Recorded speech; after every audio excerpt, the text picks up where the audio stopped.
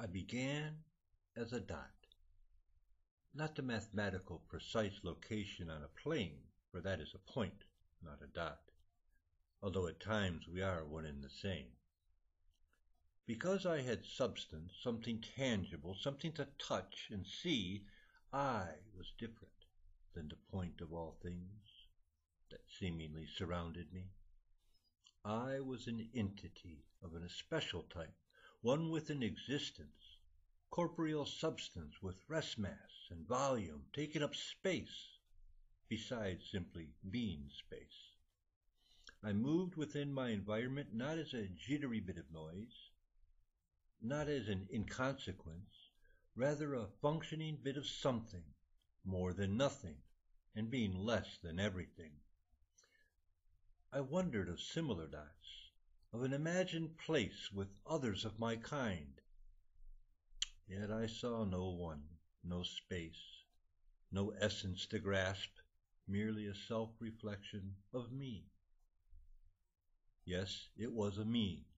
I came upon myself as a thought, a concept of no space, defining space, my space, but more than space, devoid of nothingness. One day, in my swirling ignorance, I collided with another and discovered physics, because we reacted in opposition, yet of equal force, and occupied different places. We bonded, me and it. One couldn't dance without the other, and we became comfortable, freely interacting, as if this was as it always had been, since before we ever became aware. We knew ourselves as dots, a me dot and an it dot. An it dot to it, and a me dot to me. But it was a me too, and I realized I also was an it. Who are you? I asked it, inventing language and symbols, the method to use see differences.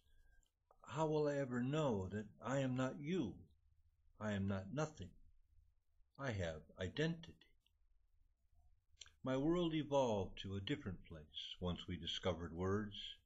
Me and it began describing things, strange things we never knew existed, became trees and creatures. I became blue. It was green. Other dots appeared, mingling amongst themselves, creating more dots, filling empty space with similarities and differences, documented as history. Dots were defined and delineated, blue and green, turned red, oranges, shades of brown. The societies transformed to two nations of opportunity, massive globules of larger its. One day, it was born.